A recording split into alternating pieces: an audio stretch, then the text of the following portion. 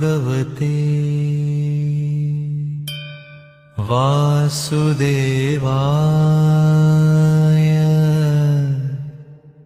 वासुदेवाय। નમસ્કાર.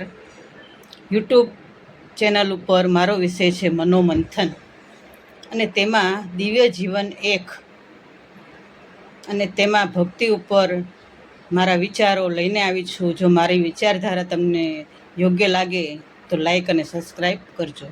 ભાવ ભક્તિના અંતર ઝરણાઓ એટલે શું? તો કે પરમાત્માને પ્રસન્ન કરવાના અથવા આત્મજાગરણના ઉત્તમ પ્રેરણા સ્તોત્ર. એટલે જ કહેવાયું કે કલયુગ કેવલ નામ અધારા, કલૌ કેશવ કીર્તનાથ. આ ભક્તિ કઈ રીતે થાય? તો ભાગવતમાં વર્ણન થયું છે નવધા ભક્તિનું.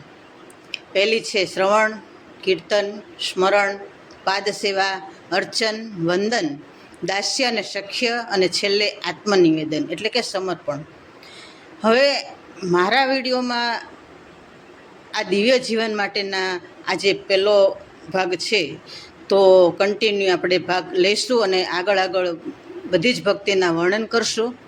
એમાં પ્રેમ ભક્તિ છે ને, એ ઉત્તમ છે. એ ક્યારે થઈ શકે?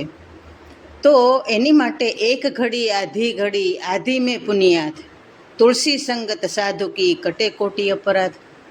જો સંતોનો સંગ હોય ને તો આપણે આ રીતે આપણું જે ભક્તિભાવ છે એ આગળ વર્ણવી શકતા હોઈએ છીએ, આગળ લઈ જતા હોઈએ છીએ, અને એ આત્મનિવેદન સુધી જતું હોય છે.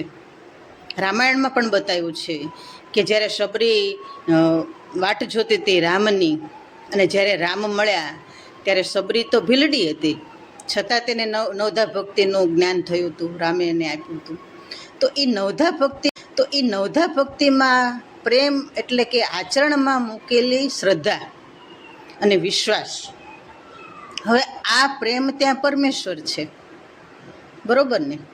ન દીઠો તુજ સમો કોઈ ત્રિભુવનમાં કાલે, ન દીઠો તુજ સમો કોઈ ત્રિભુવનમાં આજે, ન થશે તુજ સમો કોઈ ત્રિભુવનમાં કાલે. એટલે કે ત્રણેય કાળ, ભૂત, ભવિષ્ય અને વર્તમાન, આપણે વર્તમાનમાં રહીએ છીએ ને, અને ભૂત ભવિષ્યને ભૂલવાના છીએ. અને એ જે પ્રેમ પ્રવાહ છે એને આપણે આત્મનિવેદન સુધી લઈ જવા માટે હવે પછીની કડીમાં હું ભક્તિના એક પછી એક સ્તોત્ર તમને સમજાવીશ. ઓમ પરમાત્મને નમઃ.